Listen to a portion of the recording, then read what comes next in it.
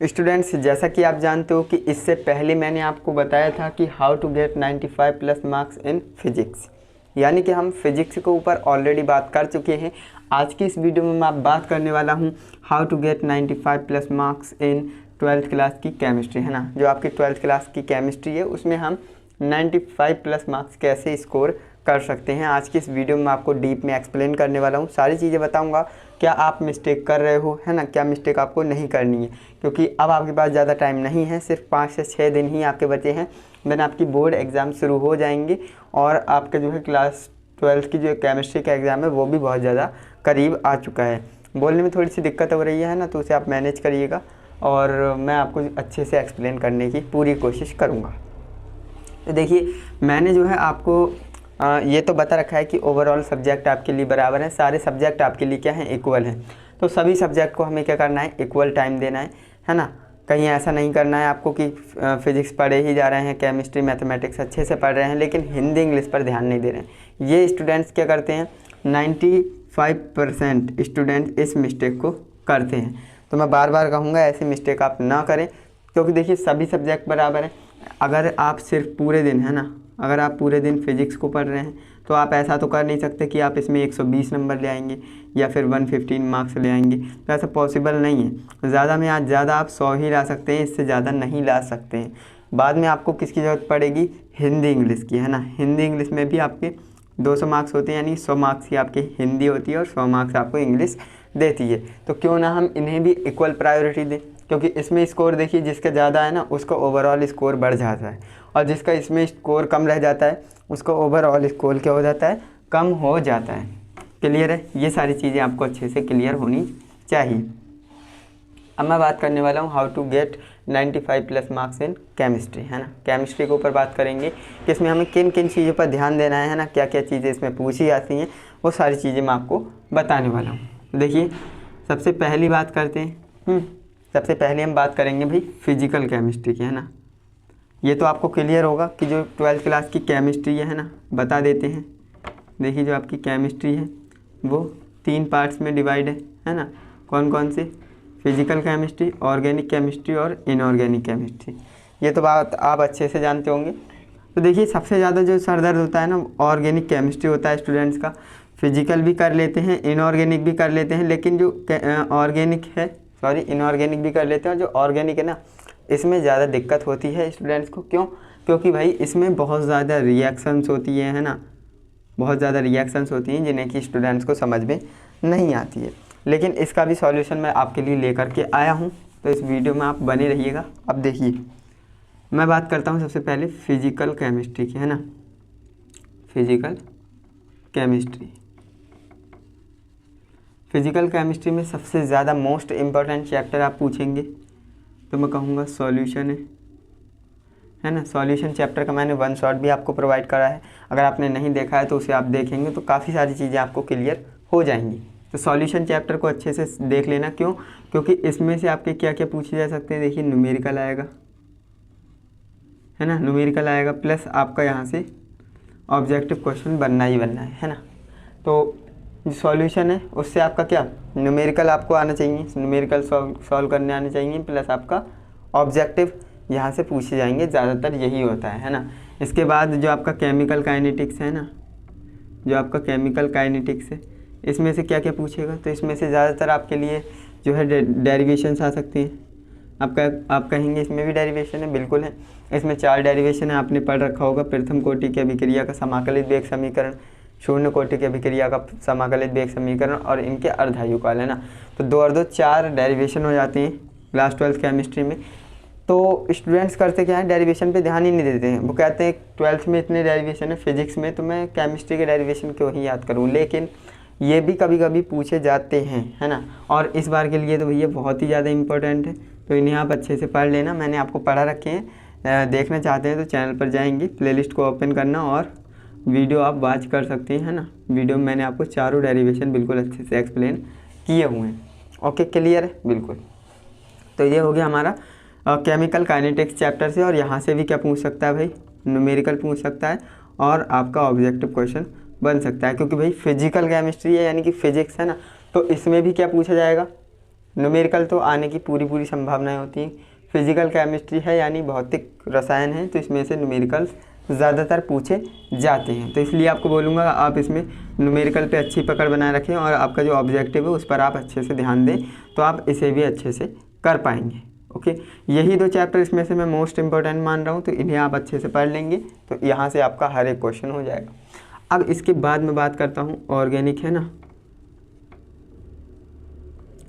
Organic chemistry की बात कर लेता हूँ। देखिए ऑर्गेनिक केमिस्ट्री में क्या होता है, सबसे पहली इसमें जो बात आती है वो आती है रिएक्शंस की, है ना, रिएक्शंस। ऑर्गेनिक केमिस्ट्री का दूसरा नाम भैया रिएक्शंस है, क्योंकि यहाँ पर जो है रिएक्शन बहुत ज़्यादा पूछी जाती है। कार्बनिक रसायन है तो कार्बनिक की यौगिकों का जो है यहाँ पर क्या होता है, रिएक्शंस होती हैं, अभिक्रियाएँ इसमें ज़्यादातर पूछी जाती हैं। अब अभिक्रियाएँ भी एक तरीके की नहीं होती है ना, काफ़ी तरह की होती हैं। देखिए पहली आपकी होती है नेमिंग रिएक्शन, है ना, और fill in the blanks reaction, ये भी पूछता है। और आपका क्या होता है जब, है ना, क्या होता है जब और कैसे प्राप्त करोगे। तो मोटा मोटा 4 तरह से आपके रिएक्शन पूछी जाती हैं। प्लस इसमें लैब मेथड्स आएंगे, है ना, लैब मेथड्स आपसे पूछे जाएंगे। मैंने सिर्फ 4 मोस्ट इम्पोर्टेंट लैब मेथड्स बताए हैं, जिन्हें कि अगर आप फॉलो करते हो तो ईजिली आप इसमें स्कोर कर पाएंगे, है ना। लैब मेथड आपका डेफिनेटली फंस जाएगा अगर आप उन्हें 4 को तैयार कर लेते हो, है ना। एक आपका फॉर्मल्डिहाइड बनाने की और आपका डाई इथाइल ईथर, है ना, डाई इथाइल ईथर बनाने की प्रयोगशाला विधि, इन्हें आप अच्छे से तैयार कर लेना। ये दोनों मोस्ट इम्पोर्टेंट होती हैं, क्लियर है। और बाकी मैंने आपको बता दिया रिएक्शंस आप कैसे तैयार कर सकते हैं, तो इसके ऊपर मैंने क्या बना रखा है, वीडियो बना रखी है, तो आप उस वीडियो को देखेंगे, उससे आपको काफ़ी चीज़ें क्लियर हो जाएंगी। मैंने जो है नेमिंग रिएक्शंस पर वीडियो बनाई और जो आपकी क्या होता है जब, कैसे प्राप्त करोगे, है ना, ये सारी चीज़ें मैंने बता रखी हैं आपको। मोस्ट इम्पॉर्टेंट रिएक्शंस बता रखी हैं। सिर्फ देर है तो किस बात की, आपको वीडियोस को देखने की देर है ना, तो इसमें आप इजीली स्कोर कर पाएंगे, है ना। ज़्यादा टफ नहीं होता है रिएक्शंस को सॉल्व करना। मैंने बिल्कुल आसान तरह से आपको पूरी सारी की सारी रिएक्शंस को बता दिया है। ओके, तो ये हो जाता है आपका केमिस्ट्री का ऑर्गेनिक का, है ना। अब मैं बात करता हूँ तीसरे नंबर पर, क्या, इनऑर्गेनिक, है ना। अब मैं बात कर लेता हूँ इनऑर्गेनिक। ओके, इनऑर्गेनिक केमिस्ट्री की बात कर लेते हैं। इनऑर्गेनिक केमिस्ट्री में क्या पूछेगा, सबसे पहले आपसे पूछेगा जो आपका चैप्टर है कोऑर्डिनेशन कंपाउंड्स, है ना, उसमें से क्या पूछेगा, IUPAC नाम पूछेगा, है ना। यहाँ से IUPAC नाम बनते ही बनते हैं, 100% बनते हैं। प्लस यहाँ से जो है थ्योरेटिकल क्वेश्चंस बनते हैं, है ना, तो थ्योरेटिकल क्वेश्चन आपको आने चाहिए, क्लियर है, बिल्कुल। इसके बाद, है ना, तो ये सारी चीज़ें होती हैं। सबसे ज़्यादा जो वेटेज आप पूछेंगे किसका होता है ना, तो ऑर्गेनिक केमिस्ट्री का सबसे ज़्यादा वेटेज होता है। और जो आपका फिजिकल है ये दूसरे नंबर पे मान सकते हैं, ये पहले नंबर पे और ये तीसरे नंबर पे। आप समझ सकते हैं किसे ज़्यादा प्रायोरिटी देनी है, किसे कम देनी है ना, तो इस तरह से आपको करना है। आप इजीली इसमें 95+ स्कोर कर पाएंगे अगर आपने इन सारी चीज़ों पर ध्यान दिया तो। अब मैं आपको बोलूँगा अगर आपको ये सारी चीज़ें अच्छे से आती हैं तो आपको किसकी देर है, मॉक टेस्ट करने की, है ना।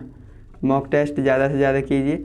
मॉक टेस्ट क्या होता है, कैसे देते हैं, किन किन बातों का ध्यान रखते हैं, इसके ऊपर मैंने एक सेपरेट वीडियो बना रखी है, उसमें आप देखेंगे तो मैंने आपको वो सारी स्ट्रेटजी बताई है कि आप कैसे घर पे मॉक टेस्ट दे सकते हो, कैसे एनालाइज करेंगे पेपर को, है ना, क्या क्या मिस्टेक आपको नहीं करनी है, वो सारी चीज़ें मैंने आपको बता रखी है एक सेपरेट वीडियो में। तो चैनल पर जाएंगे या फिर सर्च करेंगे यूट्यूब पर mock test class 12th by RV coaching classes, इस तरह से आप सर्च करेंगे तो आपको वीडियोज़ मिल जाएगी, या फिर आप चैनल पर जाकर देख सकते हैं।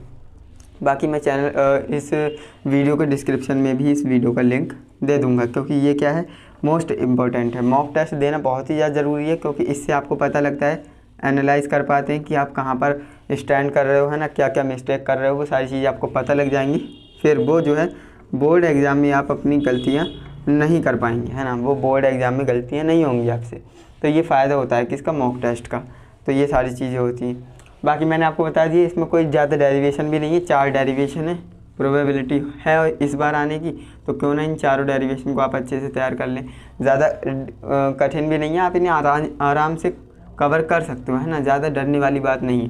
बाकी मैंने आपको फिजिकल केमिस्ट्री का बता दिया, है ना, और इसका भी वन शॉट प्रोवाइड कर दिया है, केमिकल काइनेटिक्स का भी प्रोवाइड कर दिया है ना, और जो आपके एल्डिहाइड, कीटोन और कार्बोक्सिलिक एसिड का भी है ना, अल्कोहल, फिनॉल, ईथर, ये सारे चैप्टर्स का क्या वन शॉट मैंने ऑलरेडी बना रखा है। उपसर्ग, संयोजक, यौगिक है ना, कोऑर्डिनेशन, कंपाउंड्स, ये सारे जो भी इंपॉर्टेंट चैप्टर्स है ना, सारे चैप्टर्स का आपको क्या मिल जाएगा, वन शॉट देखने को मिल जाएगा। तो अगर आपके पास टाइम है ना, अगर आपके पास टाइम है तो आप वन शॉट को देख सकते हो, क्योंकि उनसे काफ़ी सारी चीज़ें आपको क्लियर हो जाएंगी। तो बस आज की इस वीडियो में इतना ही बताने आया था। और अगर आप इन सभी चीज़ों को क्या रखते हो भैया, ध्यान रखते हो, अगर आप इन सभी चीज़ों का ध्यान रखते हो तो आप इस टारगेट तक पहुंच जाओगे, डेफिनेटली पहुंचोगे, कोई नहीं रोक सकता आपको इस टारगेट तक पहुंचने से, है ना। इन सभी चीज़ों को आपको ध्यान रखना है। ओके, वीडियो आपको अच्छी लगी है तो वीडियो को आप एक लाइक कर सकते हो, है ना। वीडियो को लाइक करने से क्या होगा, ये वीडियो और भी स्टूडेंट्स तक जाएगी, वो भी इन चीज़ों से अवेयर हो पाएंगे, जान पाएंगे ये सारी चीज़ें होती हैं, है ना। क्योंकि बोर्ड एग्जाम में ये सारी चीज़ें स्टूडेंट्स को पता नहीं होती हैं और वो मिस्टेक्स करते हैं और उनके नंबर कट हो जाते हैं। मैंने आपको बता रखा है, बोर्ड एग्जाम में अगर आपको कुछ भी नहीं आ रहा है तब भी आपको क्वेश्चन करना है, यानी कुछ ना करने से बेहतर है कुछ करना, है ना। क्योंकि आप कुछ नहीं करोगे तो आपको 0 नंबर मिलेगा, अगर वहीं पर आप कुछ ना कुछ कर दोगे तो आपको 1, 2 या 3 नंबर आराम से मिल जाएंगे, है ना। तो ये सारी चीज़ें होती हैं। ओके, तो वीडियो पसंद आई है तो लाइक करिएगा और शेयर कर लेना अपने दोस्तों के साथ इस वीडियो को, जिससे कि उनका भी फ़ायदा हो सके। और अगर आपको कोई डाउट है ना, इस वीडियो से रिलेटेड कोई डाउट है तो आप कमेंट कर सकते हो, मैं आपके कमेंट में ही आंसर बता दूंगा। बाकी हम मिलते हैं नेक्स्ट इंटरेस्टिंग इन्फॉर्मेटिव वीडियो के साथ, तब तक के लिए जय हिंद, वंदे मातरम।